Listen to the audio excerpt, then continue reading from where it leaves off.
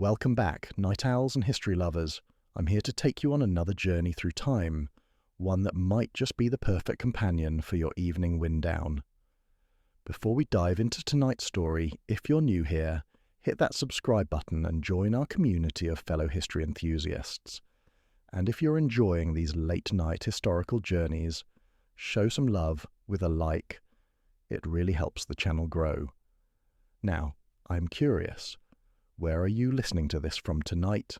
Drop a comment and let me know where this piece of history is finding you. Tonight's tale will transport you to Operation Barbarossa. 72 hours that changed the fate of the world. So settle in, get comfortable, and let's begin this journey together.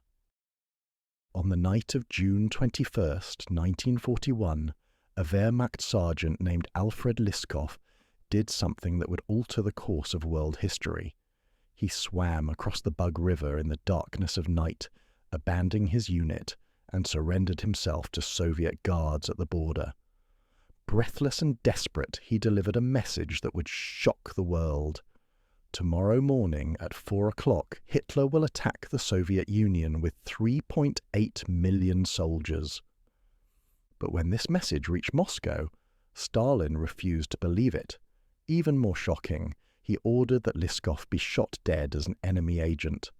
Less than 8 hours later, at 3:15 in the morning of June 22nd, 1941, the thunderous roar of thousands of German artillery pieces shattered the silence along a front stretching 2,900 kilometers. Operation Barbarossa, the largest and most devastating military offensive in human history, had begun. This is the story of the first 72 hours that not only changed the course of World War II, but determined the fate of civilization itself. This is a tale of two dictators, Hitler and Stalin, and the fatal decisions they made in the most critical moments of the 20th century. In these 72 hours, entire armies would be destroyed, cities would burn, and the delicate balance of world power would shift forever. Adolf Hitler stood at the precipice of his greatest gamble. By the summer of 1941, Nazi Germany had conquered most of Europe.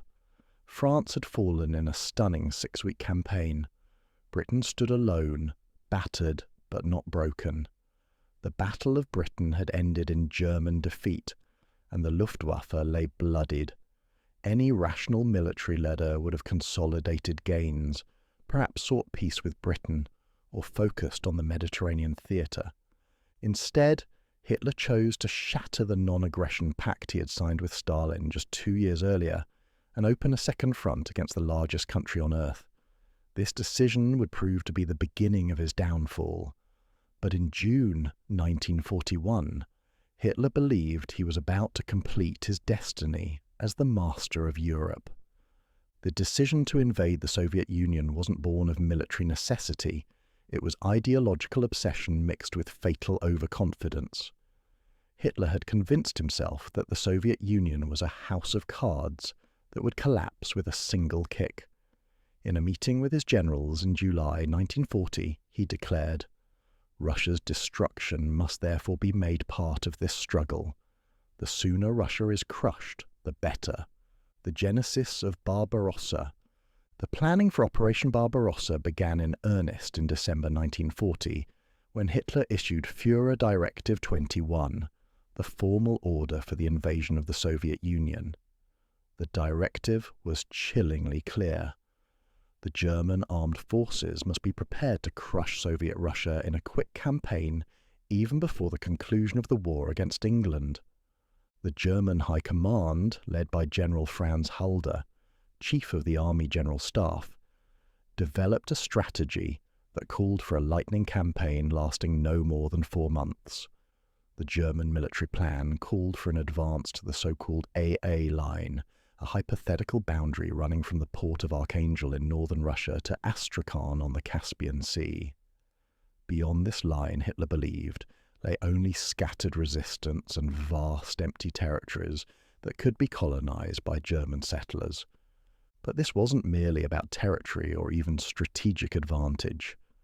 Operation Barbarossa embodied Hitler's most sinister ambitions. the eradication of communism, the conquest of Lebensraum, living space for Germans, and the implementation of General Plan Ost, a genocidal blueprint calling for the mass deportation, enslavement, and extermination of Slavic peoples. According to this plan, 31 million Slavs were to be removed from Eastern Europe, with millions more reduced to slave labour. The military colossus, the force Hitler assembled for Barbarossa, dwarfed anything the world had ever seen. Over 3.8 million Axis troops prepared to invade along an 1,800-mile front stretching from the Baltic Sea to the Black Sea. The German army committed 148 divisions, representing 80% of its entire strength, to this single operation. Never before in history had such a massive military force been concentrated for a single campaign. 17 panzer divisions, organized into 4 panzer groups, formed the armoured spearhead of the invasion. These mechanized units, proven in the conquest of Poland and France, were expected to encircle and destroy Soviet forces in massive cauldron battles. Supporting them were 3,350 tanks, ranging from the reliable Panzer III and IV to older models pressed into service for this monumental undertaking. The Luftwaffe committed nearly 2,770 aircraft to the operation, organized into 4 air fleets. Luftflotte 1 supported Army Group North's drive toward Leningrad. Luftflotte 2 backed Army Group Center's advance on Moscow, while Luftflotte 4 provided air cover for Army Group South's push into Ukraine.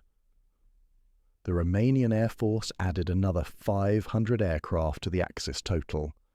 Behind this massive assault force came the logistics tail: over 600,000 motor vehicles and 625,000 horses. The German army, despite its modern image, still relied heavily on horse-drawn transport.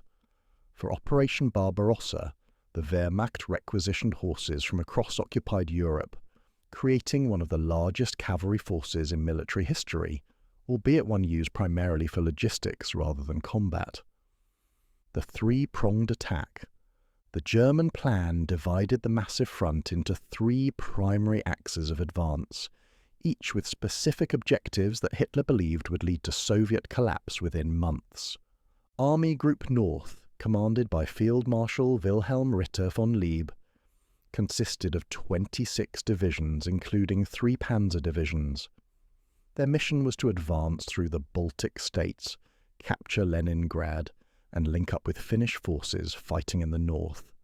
Leningrad, as the birthplace of the Bolshevik Revolution and the Soviet Union's second-largest city, held enormous symbolic importance. Hitler believed its capture would deliver a crushing psychological blow to Soviet resistance. Army Group Center, under Field Marshal Fedor von Bock, was the strongest of the 3 army groups with 51 divisions, including 9 panzer divisions organized into 2 powerful panzer groups. Their objective was the most direct route to Moscow, advancing through Minsk and Smolensk. This force was expected to destroy the bulk of the Red Army's Western forces in a series of encirclement battles before capturing the Soviet capital.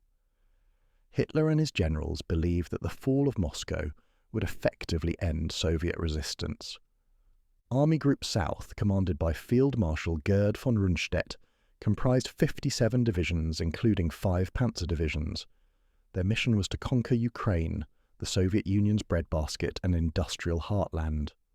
The capture of Ukraine would deprive the Soviets of crucial agricultural and industrial resources, while providing Germany with the food and raw materials necessary for its war effort, materials needed to sustain its war effort.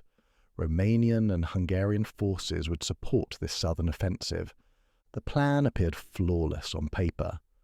German intelligence estimated Soviet strength at 200 divisions, but believed most were poorly equipped and trained. The recent purges of the Red Army Officer Corps, which had seen Stalin execute or imprison over 30,000 officers, including most of the senior leadership, seemed to confirm German assumptions about Soviet weakness. fatal assumptions. However, the Barbarossa plan contained fatal flaws that would ultimately doom the entire enterprise. German intelligence seriously underestimated Soviet military strength and resilience.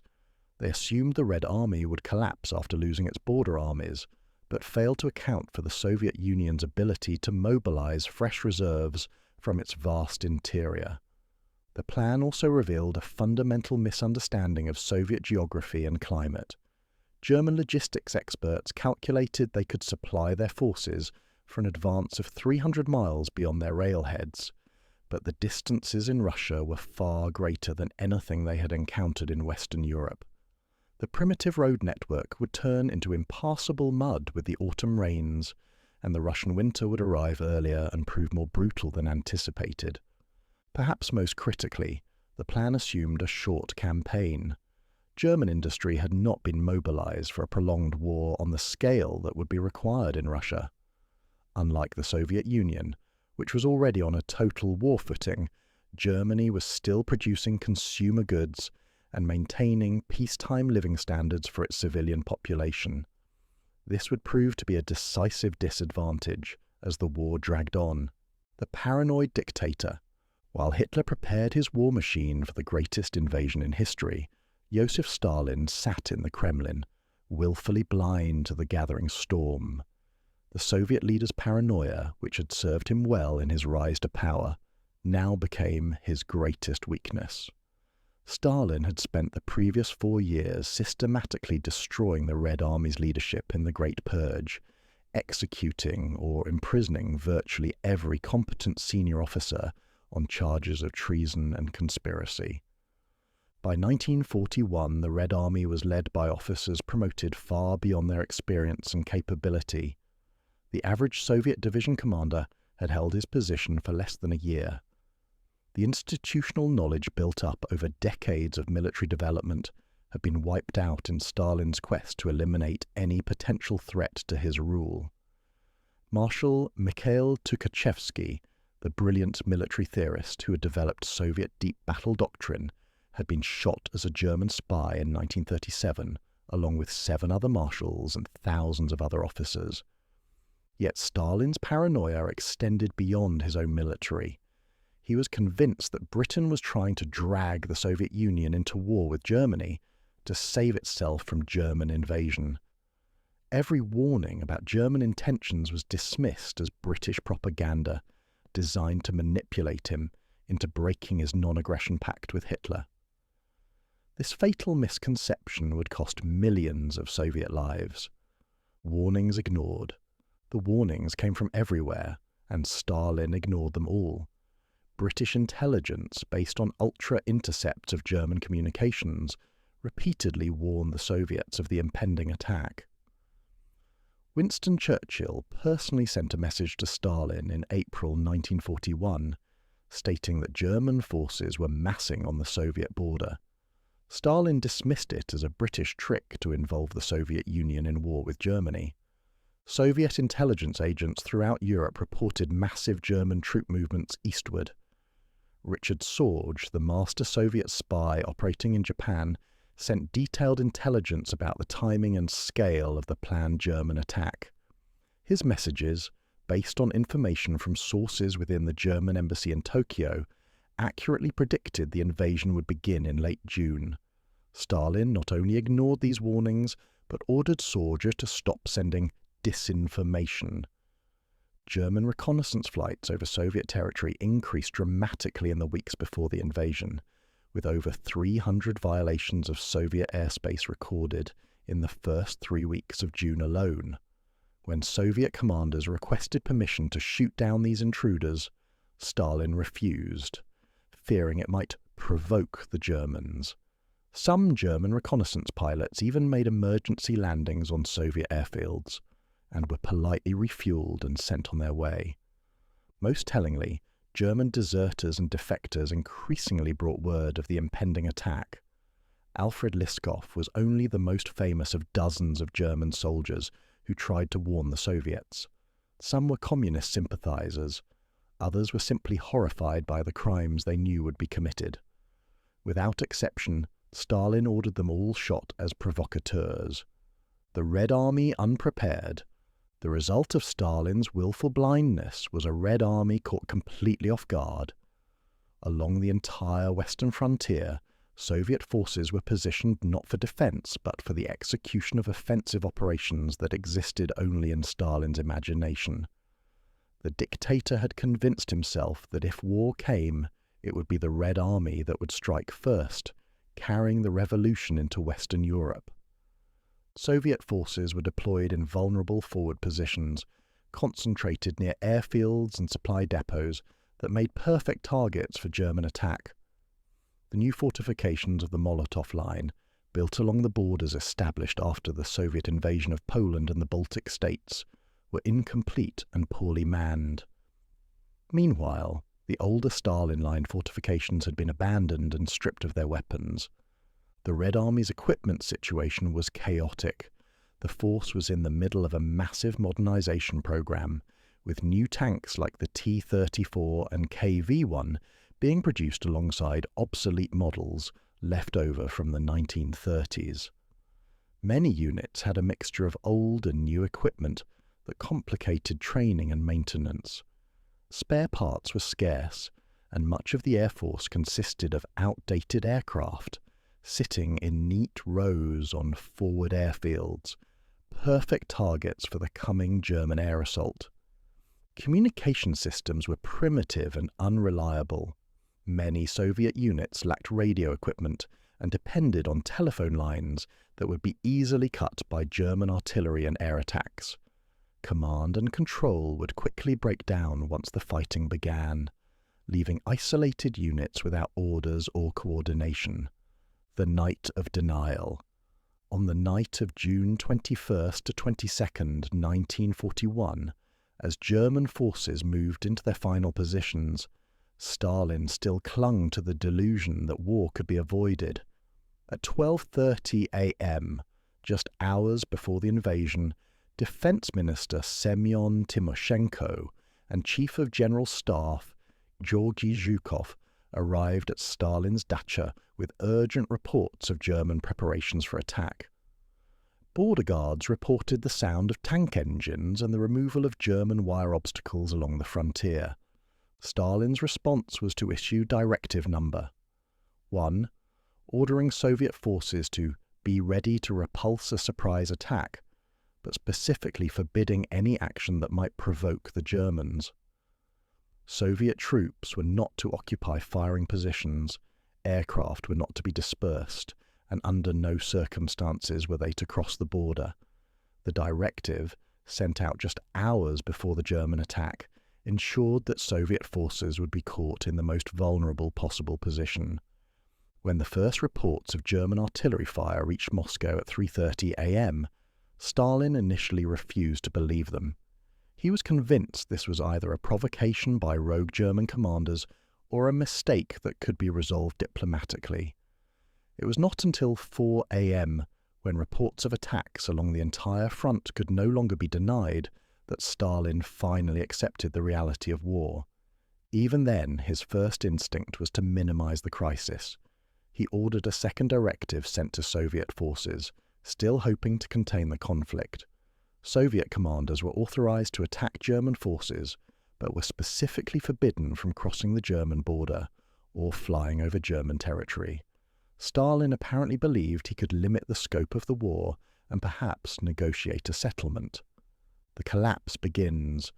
The result of Stalin's fatal miscalculations became apparent within hours of the German attack. Across the entire front, Soviet forces were caught completely unprepared. Airfields were bombed while aircraft sat in neat rows, their pilots asleep in nearby barracks. Command posts were overrun before commanders fully understood what was happening. Entire armies began to disintegrate under the German onslaught. But perhaps most tragically, Stalin's purges had created a climate of fear that paralyzed the Soviet response. Officers who might have shown initiative were terrified of being shot for unauthorized actions. Many chose to wait for orders that never came, rather than risk being accused of exceeding their authority. The result was a military catastrophe, unprecedented in modern warfare. Stalin himself reportedly suffered something approaching a nervous breakdown in the first days of the invasion. For nearly a week, he retreated to his dacha and refused to see anyone, leaving the Soviet Union leaderless at its moment of greatest peril. Only the personal intervention of his remaining lieutenants brought him back to Moscow to lead the defense of his regime. 3:15 a.m., the thunder begins. At exactly 3:15 a.m. Moscow time on June 22nd, 1941, the world changed forever. Along a front stretching from the Baltic Sea to the Black Sea, 7,000 German artillery pieces opened fire simultaneously in the largest artillery barrage in military history. The sound could be heard 150 kilometers away from the front lines. German forward observers, who had been infiltrating Soviet territory for days, called down precise fire on predetermined targets. Soviet command posts, ammunition dumps, fuel depots, and communication centers disappeared in thunderous explosions. Border guards, many of whom were still asleep in their bunkers, were buried alive as their positions collapsed under the concentrated bombardment. Lieutenant Hans Rettiger of the 6th Panzer Division later wrote, "The entire horizon seemed to be on fire. The ground shook beneath our feet as if from an earthquake. We had to shout to be heard over the continuous roar of the guns. It was like watching the end of the world. This was the opening movement of what would become the most brutal conflict in human history, the air war's first hours." Simultaneously with the artillery barrage, nearly 2,000 German aircraft swept across the border in carefully coordinated waves. The first targets were Soviet airfields, which intelligence had identified and mapped during months of reconnaissance flights. The Luftwaffe pilots found their targets exactly where expected, row upon row of Soviet aircraft parked in the open, as if displayed for destruction. At Grodno Airfield, just inside the Soviet border, Major Hannes Trautloft of JG-54 led the first Luftwaffe strike. His Messerschmitt Bf-109s arrived at 3:25 a.m. to find 40 Soviet aircraft perfectly lined up on the runway. Within minutes, every Soviet plane was destroyed or damaged beyond repair. The attack was so sudden that Soviet pilots didn't even reach their aircraft. The pattern repeated across the entire front. At Brest-Litovsk, 34 Soviet bombers were destroyed on the ground. At Białystok, an entire regiment of fighter aircraft was wiped out before a single Soviet pilot could take off. By noon on June 22nd, the Luftwaffe claimed to have destroyed over 1,200 Soviet aircraft, with fewer than 40 German planes lost. Soviet pilot Ivan Kozyadub, who would later become the highest-scoring Soviet ace, was at flight school when the war began.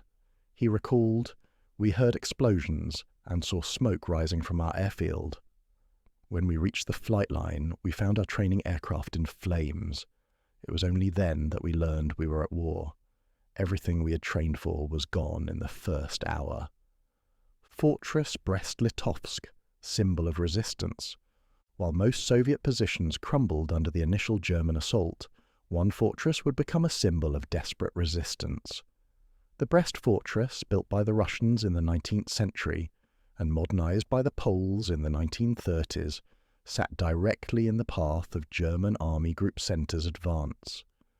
The fortress housed elements of 4 different Soviet regiments, totaling about 9,000 men, along with families of officers and civilian workers, perhaps 15,000 people in total.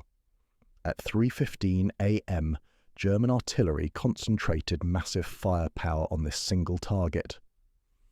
The 45th Infantry Division, supported by siege artillery, had been specifically assigned to reduce the fortress quickly and continue the advance. But the fortress held. Despite devastating bombardment that collapsed buildings and killed hundreds in the first hour, the surviving Soviet defenders organized a desperate defense. Major Pyotr Gavrilov of the 44th Rifle Regiment and Commissar Efim Fomin rallied the survivors. setting up defensive positions in the ruins and organising counterattacks against German assault troops. The German 45th Division found itself locked in brutal close-quarters combat in the rubble of the fortress. Every room had to be cleared with grenades and submachine guns. Soviet defenders fought from cellars, sewers, and collapsed bunkers, appearing suddenly to attack German positions before vanishing back into the ruins. What was supposed to be a brief delaying action turned into a week-long siege that tied down an entire German division. The defenders held out until June 29th, with isolated groups continuing to resist even longer. The last known defender, Major Gavrilov, was captured on July 23rd, more than a month after the invasion began. German officers, veteran of campaigns in Poland and France, were stunned by the ferocity of the defence, the Panzer breakthrough. While the infantry battled for the fortress, German armoured spearheads were already racing deep into Soviet territory. The four panzer groups, massive concentrations of tanks, motorised infantry and mobile artillery, punched through Soviet defensive positions that had been shattered by the opening bombardment. Panzer Group 2, commanded by General Heinz Guderian, achieved a breakthrough south of Brest-Litovsk within hours of the attack beginning. Guderian, the father of German blitzkrieg tactics, personally led his tanks across the Bug River on a bridge that Soviet engineers had failed to destroy. By evening of the first day, his lead elements were 60 kilometers inside Soviet territory. In the north, Panzer Group 4 under General Erich Heppner smashed through Soviet positions near Šiauliai and raced toward the Dvina River. Soviet resistance was sporadic and uncoordinated. Entire Soviet divisions simply dissolved as German armour bypassed their positions and struck at their supply lines and headquarters. The speed of the German advance was unprecedented. Tank crews, veterans of the French campaign, were amazed by the distances they covered. Sergeant Hans Becker of the 7th Panzer Division wrote in his diary, "We have been driving for 18 hours straight. The Russians seem to have no idea where we are. We pass abandoned positions, destroyed aircraft, fleeing columns. It is like driving through a defeated army. Soviet command collapse. The German strategy of targeting Soviet command and communication systems in the opening hours proved devastatingly effective. Within minutes of the attack beginning, most Soviet frontier armies had lost contact with their divisions, and division commanders had lost contact with their regiments. The Western Front, commanded by General Dmitry Pavlov, effectively ceased to exist as a coherent fighting force within 12 hours of the German attack. Pavlov, appointed to his position just 6 months earlier, found himself commanding formations that no longer responded to orders. His communication systems had been destroyed, his air force wiped out, and his armoured reserves were moving blind into German traps. At 9:15 a.m., Marshal Timoshenko issued Directive Number 2, ordering Soviet forces to launch immediate counterattacks to destroy German forces that had crossed the border. The directive assumed that Soviet forces remained intact and capable of coordinated offensive action.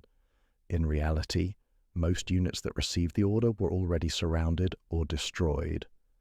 General Ivan Boldin, deputy commander of the Western Front, spent the first day of war trying to reach his headquarters at Minsk, only to discover that German paratroopers had captured the city's airfield, and Panzer spearheads were approaching from the south.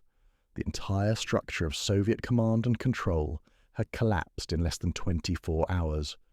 The human cost begins. Behind the dramatic movements of armies and the tactical brilliance of German operations lay a human tragedy of enormous proportions.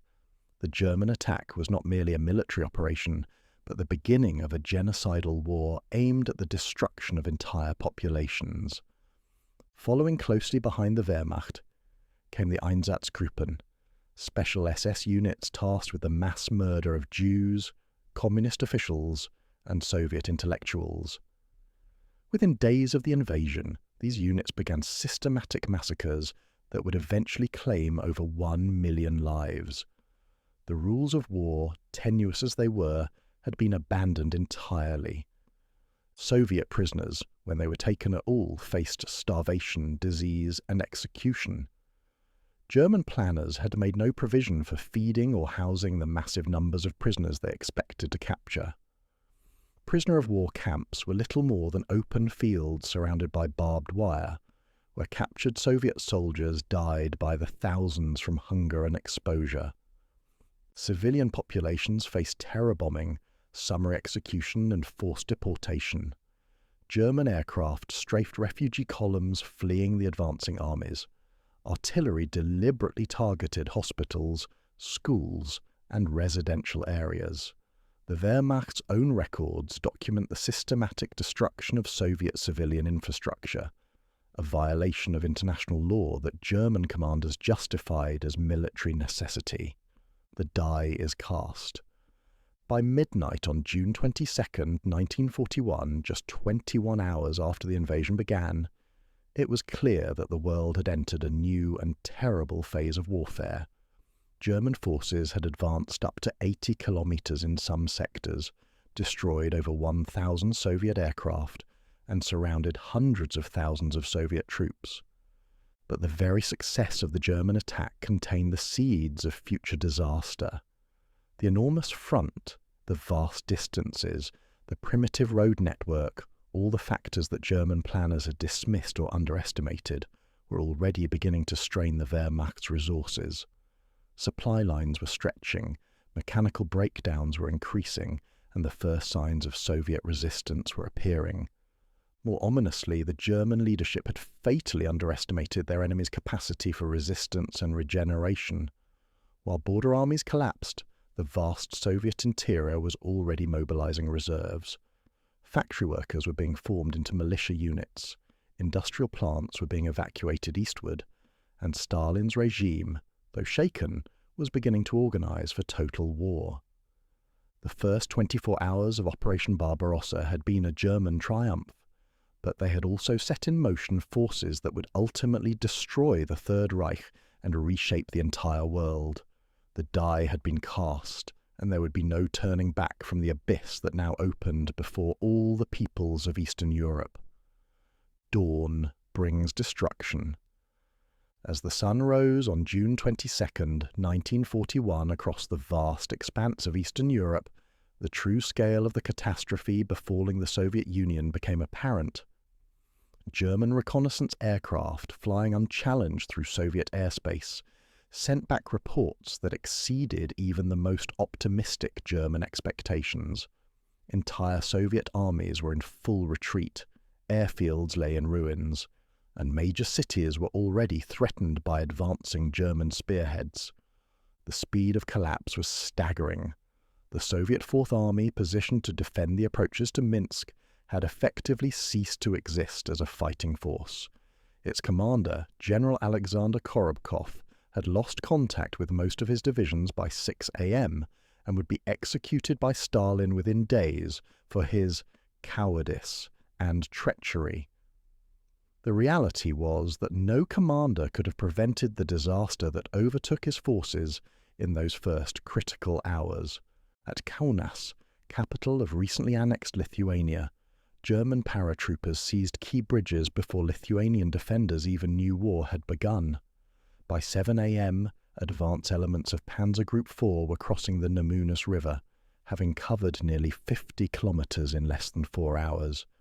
The entire Baltic region lay open to German conquest. The massacre of the Soviet Air Force, the destruction of Soviet air power on the first day of Barbarossa, remains one of the most complete military disasters in aviation history. By noon on June 22nd, the Luftwaffe claimed the destruction of 1,489 Soviet aircraft, with only 35 German planes lost. Most Soviet aircraft never got off the ground. The reasons for this catastrophe went far beyond German tactical superiority. Stalin's purges had decimated the Soviet Air Force leadership, and the remaining commanders were terrified of taking any initiative without explicit orders.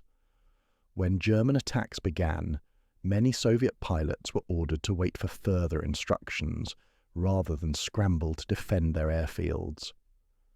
Colonel Ivan Kopets, commander of the Western Front's Air Force, watched helplessly as his aircraft were destroyed on the ground. By evening, of his original strength of 1,789 aircraft, fewer than 200 remained operational. Faced with Stalin's certain wrath, Kopets shot himself in his office. The first of many Soviet commanders who would choose suicide rather than face the dictator's justice. The psychological impact on surviving Soviet aircrew was devastating. Senior Lieutenant Stepan Suprin, one of the few Soviet pilots to achieve success on the first day by shooting down a German bomber, later wrote, "We trained for years to defend our homeland, only to watch our comrades die on the ground before they could even start their engines. The Germans had achieved in one day what we thought impossible. They had eliminated our air force as a fighting force. Guderian's race to glory. General Heinz Guderian, commanding Panzer Group 2 on the southern flank of Army Group Center, emerged as the star of the opening day. A veteran of the French campaign and pioneer of armoured warfare, Guderian understood better than anyone how to exploit the chaos created by the initial attack. His tanks, led by the 18th Panzer Division, crossed the Bug River at multiple points before Soviet defenders could organize resistance. By midday, German armour was advancing on 3 separate axes towards Slonim, Baranovichi, and Minsk.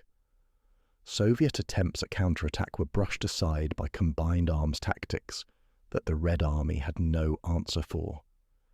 Guderian personally accompanied his lead elements, establishing his command post just behind the advancing spearheads. When concerned staff officers suggested he was taking unnecessary risks, Guderian replied, "The place for a panzer commander is with his tanks, not in some bunker 50 kilometers to the rear." This aggressive leadership style inspired his subordinates and maintained the momentum of advance that was crucial to blitzkrieg success. By nightfall on June 22nd, Guderian's forces had penetrated nearly 80 kilometers into Soviet territory and were approaching Slonim. Soviet resistance was crumbling, with entire regiments abandoning their positions and fleeing eastward. The roads were clogged with retreating Soviet troops, civilian refugees, and abandoned equipment, all perfect targets for German aircraft. The encirclement begins. German success in the first 24 hours set the stage for the massive encirclement battles that would characterize the opening phase of Barbarossa. Army Group Center's 2 panzer groups, advancing on divergent axes, aimed to link up east of Minsk and trap hundreds of thousands of Soviet troops in a giant cauldron. The concept of the cauldron battle, or Kesselschlacht, had been perfected during the French campaign. Fast-moving armour would punch through enemy lines, advance rapidly to encircle large formations, then hold the ring while slower-moving infantry destroyed the trapped forces. Applied to the vast spaces of Russia, this tactic promised to destroy the entire Red Army in the border regions. Soviet commanders, trained in outdated tactics that emphasized linear defense, had no answer to this new form of warfare. When German armor appeared in their rear areas, cutting supply lines and communications, most units simply disintegrated. The rigid Soviet command structure, weakened by the purges and terrorized by Stalin's regime, could not adapt quickly enough to counter German mobility. General Dmitry Pavlov, commanding the Western Front, issued increasingly desperate orders for counterattacks that his shattered forces could not execute. His mechanized corps, equipped with modern T-34 and KV-1 tanks that were superior to German armor, were fed piecemeal into battle and destroyed by superior German tactics and air support. Behind enemy lines. The rapid German advance created chaos in Soviet rear areas that compounded the military disaster. Communication systems collapsed as German forces overran command posts and cut telephone lines. Supply convoys found themselves behind German lines, and ammunition dumps were abandoned or destroyed to prevent their capture. Soviet military airports, many located well behind the front lines, became death traps as German aircraft appeared without warning to strafe and bomb grounded planes. Pilots who had survived the initial attacks found themselves cut off from fuel and spare parts, unable to maintain their remaining aircraft. The civilian population was caught completely unprepared for war. Despite months of German military build-up visible from the Soviet side of the border, Stalin's government had told the people nothing about the possibility of attack. When German bombs began falling on Soviet cities, many citizens initially thought it was an air defense exercise. In the recently annexed territories of eastern Poland and the Baltic states, German forces encountered populations with complex loyalties. Some ethnic minorities, brutalized by Soviet occupation, initially welcomed the Germans as liberators. This would prove to be a tragic miscalculation, as Nazi racial policies would soon make clear that all Slavic peoples were marked for destruction or enslavement. Stalin's iron grip weakens. The scale of the disaster unfolding along the western frontier began to reach Stalin in the Kremlin through fragmentary reports that painted an increasingly dire picture. By evening on June 22nd, it was clear that the initial Soviet response had failed completely, and that German forces were advancing virtually unopposed in many sectors. Stalin's first reaction was characteristic. He sought someone to blame for the catastrophe rather than addressing its causes. General Pavlov was recalled to Moscow within days and executed, along with his chief of staff and communications chief, for cowardice and treachery. Similar fates awaited other commanders who had the misfortune to be in positions of responsibility when the attack began. But for perhaps the first time in his career, Stalin found himself facing a crisis that could not be resolved by terror and execution. The German invasion was a reality that no amount of paranoid rage could change. Reports continued to arrive of entire armies destroyed, cities captured, and hundreds of thousands of Soviet troops killed or captured. Foreign Minister Vyacheslav Molotov, who had negotiated the non-aggression pact with Germany, was tasked with announcing the invasion to the Soviet people. His radio address, broadcast at noon on June 22nd, was the first official confirmation that the Soviet Union was at war. Notably, it was Molotov, not Stalin, who spoke to the nation. The dictator was apparently too shaken by events to appear in public. The first prisoners. By the end of the first day, German forces had captured thousands of Soviet prisoners, a number that would grow to millions in the coming weeks. These early prisoners provided German intelligence with their first detailed look at Soviet military capabilities and morale. What they found was sobering. While Soviet equipment was often excellent, the T-34 tank would prove superior to anything in the German arsenal. Training was poor, and leadership was weak. Many Soviet soldiers had never fired their weapons in training, and junior officers were terrified of making decisions without authorization from above. German interrogators were struck by the political indoctrination of Soviet troops, who seemed genuinely surprised that German workers had not risen in revolution against their capitalist oppressors. Many expressed confusion about why they were fighting Germans at all, having been told for 2 years that Germany was a friendly nation.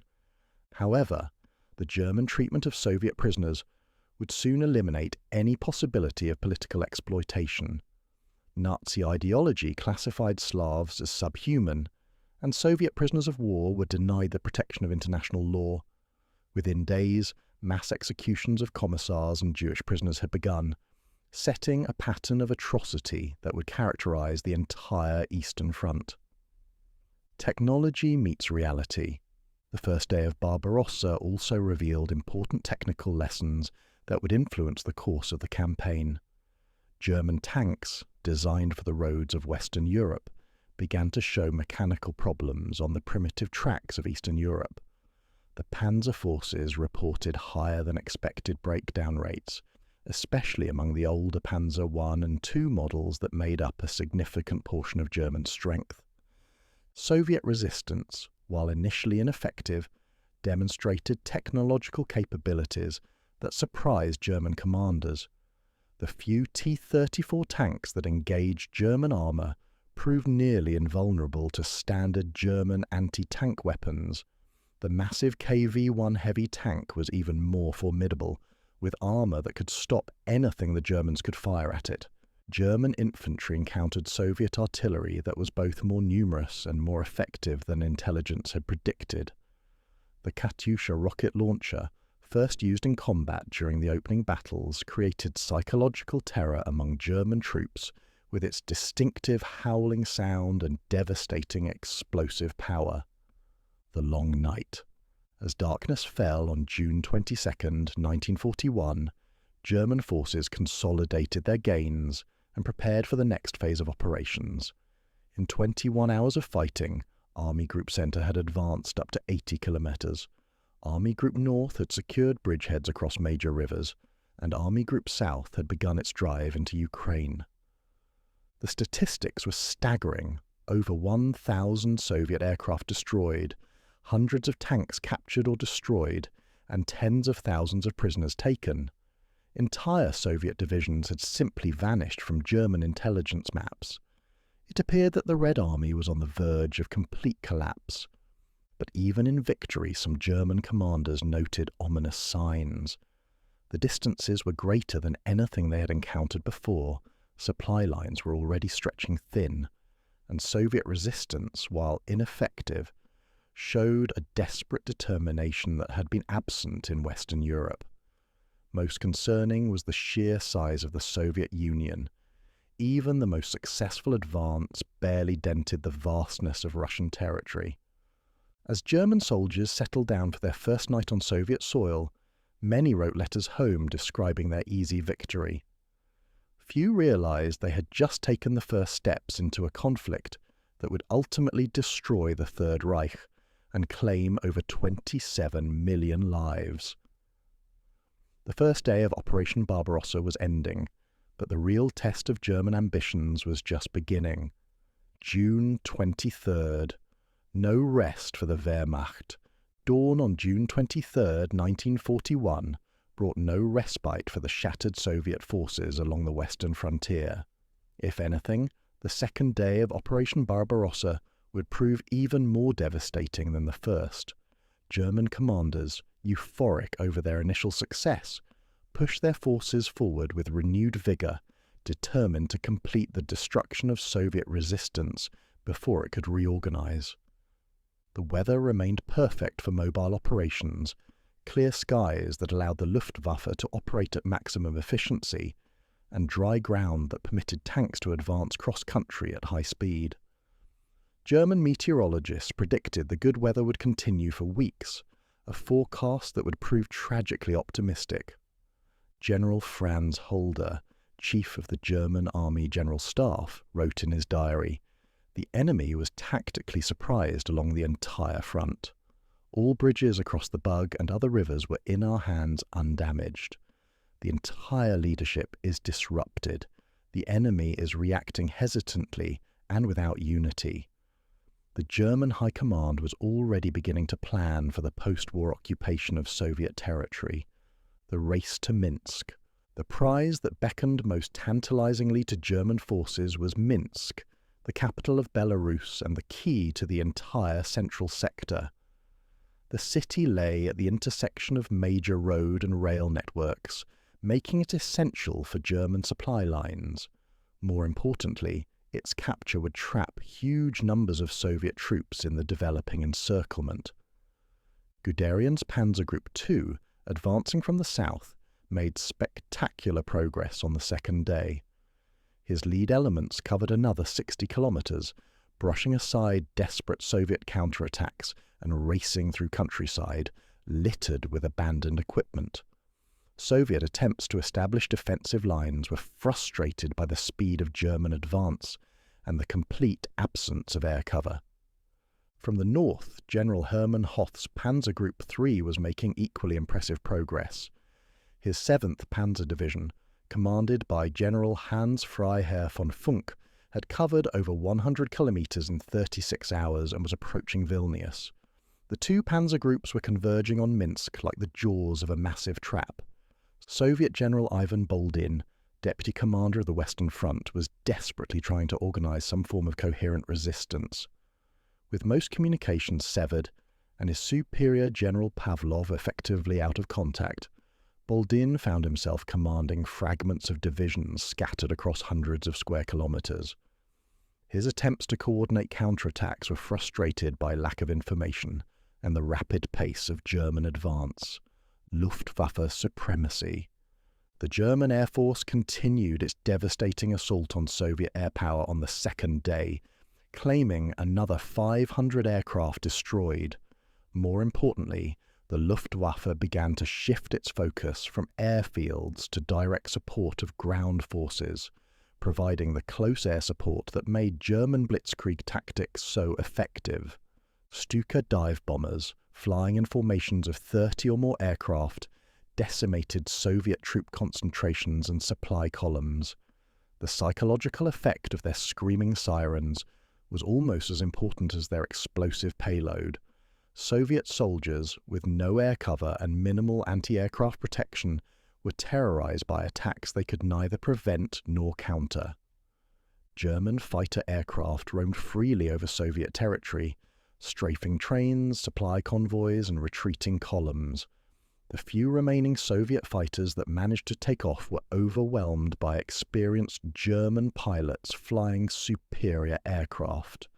The Luftwaffe was achieving something unprecedented in modern warfare: complete air supremacy over an area covering hundreds of thousands of square kilometers. The human tide. What German commanders had not anticipated was the sheer number of Soviet soldiers who would be caught in their advancing net. Intelligence estimates had predicted they would face about 200 Soviet divisions along the entire front. By the second day, it was becoming clear that Soviet strength had been seriously underestimated. The problem was not just military, but logistical. German forces were capturing prisoners faster than they could process them. Temporary prisoner-of-war camps hastily established in captured towns and villages were quickly overwhelmed. Within days, some camps held 50,000 prisoners in areas designed for a few hundred. The German military had made no provision for feeding and housing the massive number of prisoners they were taking. Nazi ideology classified Soviet prisoners as subhuman and undeserving of the protections of international law. The result was a humanitarian catastrophe that would ultimately claim the lives of over 3 million Soviet prisoners of war. Stalin's paralysis. In Moscow, Stalin remained largely paralyzed by the scale of the disaster. Reports reaching the Kremlin painted an increasingly dire picture. The Western Front had effectively collapsed, Minsk was threatened, and German forces were advancing towards Smolensk and Moscow itself. For a man accustomed to controlling every detail of Soviet life, the reality of military defeat was almost impossible to comprehend. The Soviet dictator's first response was characteristic: more executions. General Pavlov was recalled to Moscow and shot, along with his chief of staff and several other commanders. This reign of terror actually worsened the military situation by making surviving commanders even more afraid to take initiative or report accurate information. Stalin's paranoia reached new heights as he became convinced that the military disaster was the result of treachery rather than German superiority. NKVD security forces were unleashed to hunt for traitors and saboteurs in the rear areas, creating additional chaos and fear among Soviet forces already struggling to cope with the German onslaught. The technology gap. The second day of fighting revealed the enormous technological and tactical superiority of German forces. German combined arms tactics, coordinating tanks, infantry, artillery and aircraft in mutually supporting roles, proved devastatingly effective against Soviet forces trained in outdated World War I concepts. German communication systems, based on radio rather than telephone lines, proved far more flexible and reliable than Soviet equivalents. German commanders could coordinate complex operations across hundreds of kilometers, while Soviet forces were often reduced to sending messengers on foot or horseback. However, the first encounters with modern Soviet equipment also revealed problems for German forces. The few T-34 tanks that managed to engage German armour proved nearly invulnerable to standard German anti-tank guns.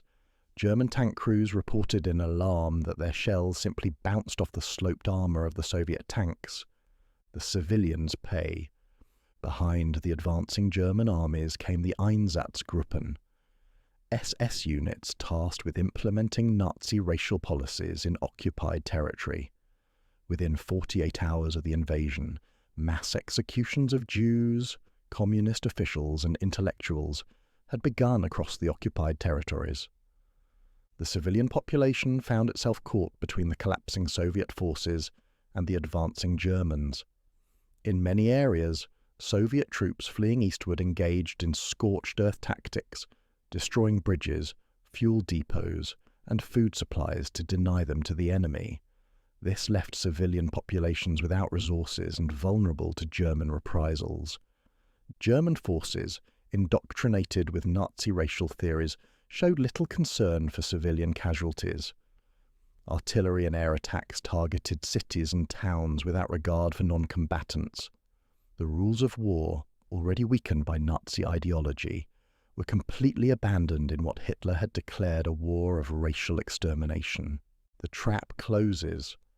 By the end of the second day, the great encirclement battle east of Minsk was taking shape. German panzer spearheads from north and south were less than 100 kilometers apart, with hundreds of thousands of Soviet troops caught between them.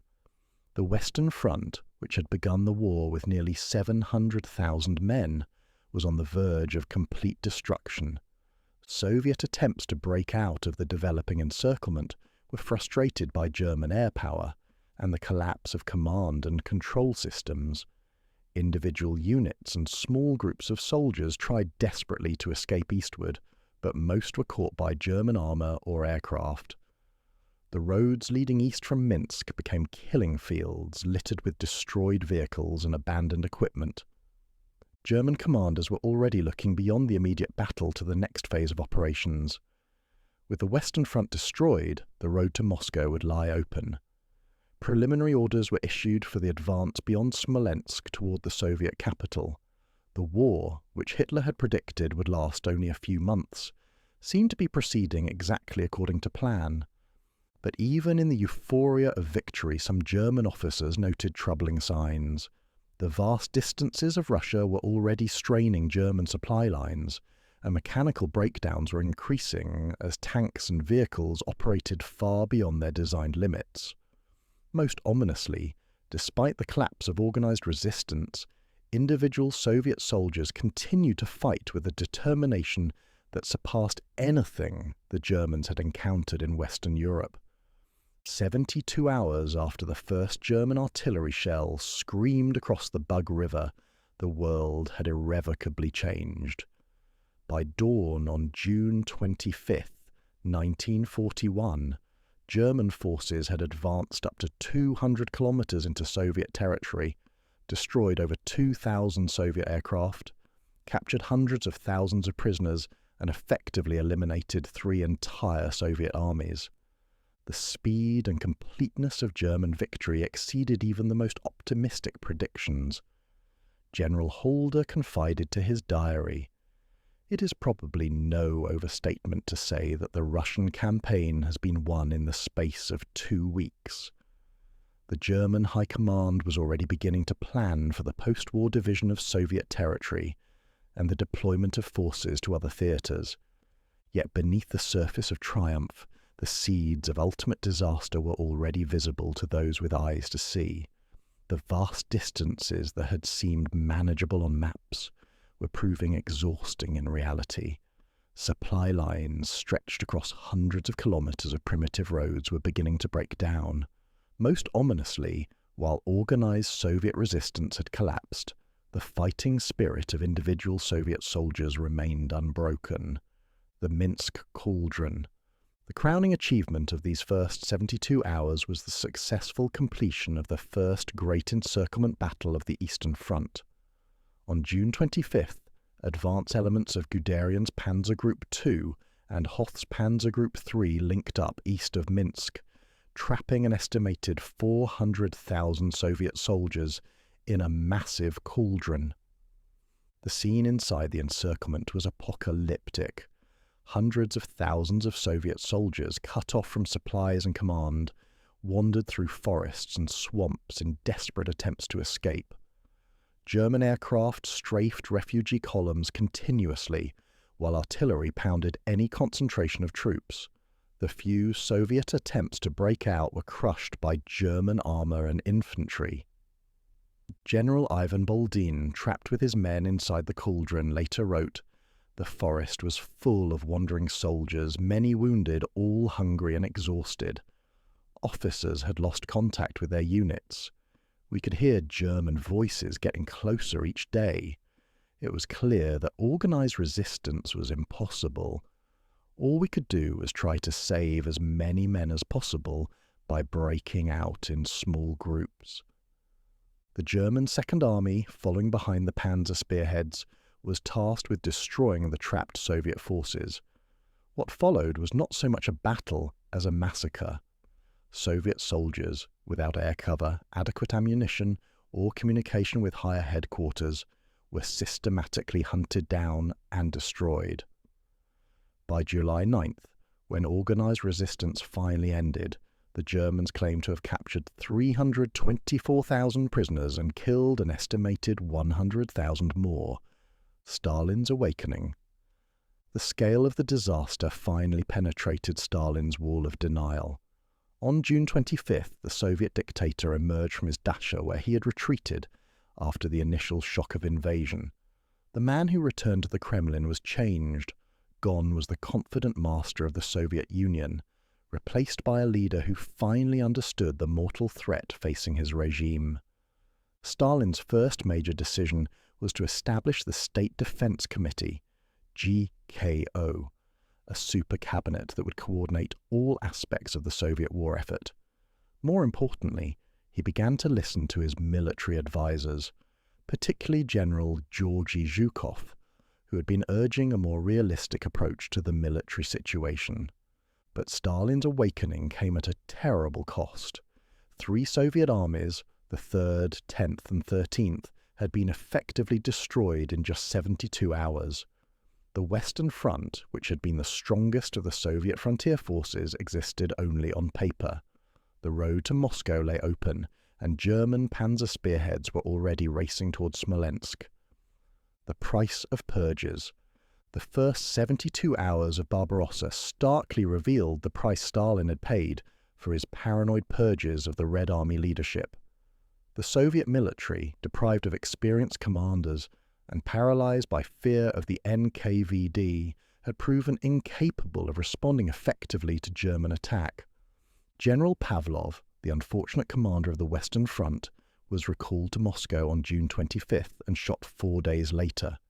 His chief of staff, communications chief, and artillery commander shared his fate. This reign of terror, rather than inspiring better performance, only increased the paralysis of surviving commanders. The contrast with German leadership was stark. German commanders like Guderian and Hoth were encouraged to show initiative and take risks. When radio communications failed, they personally moved forward to maintain contact with their spearheads. Soviet commanders, terrified of being accused of unauthorized actions, often preferred to do nothing rather than risk Stalin's wrath. The technological revelation. The first major tank battles of the Eastern Front, fought during these crucial 72 hours, revealed a disturbing reality to German commanders. While German tactics and training remained superior, Soviet equipment was often better than anything in the German arsenal. The T-34 tank, in particular, came as a shock to German tank crews. Major General Willibald Freiherr von Langemann, commanding the 4th Panzer Division, reported in alarm. "Our anti-tank guns are useless against the new Russian tanks. Their shells simply bounce off.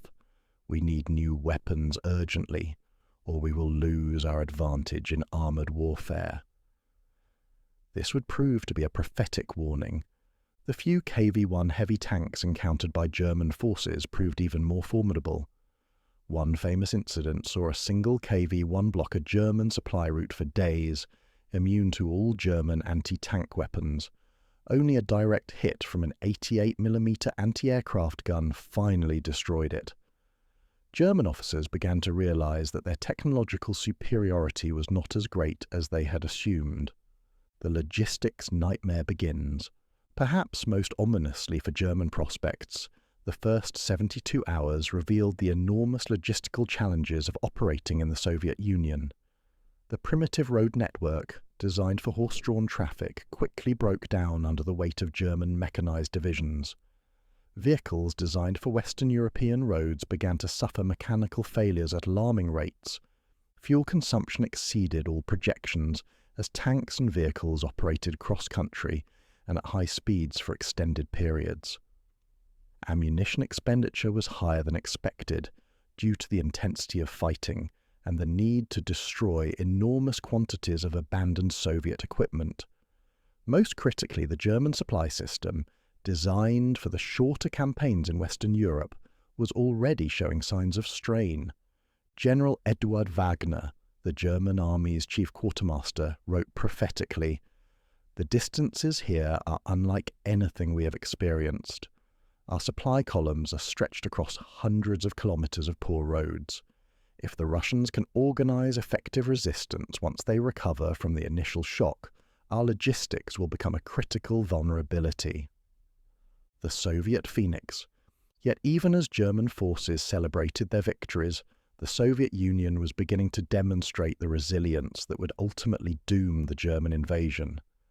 In the depths of the Soviet interior, beyond the reach of German armour, massive mobilization efforts were underway. Factories in the Urals and Siberia, safe from German attack, began converting to military production on a scale that dwarfed German industry. Millions of Soviet citizens, galvanized by the German invasion and the obvious,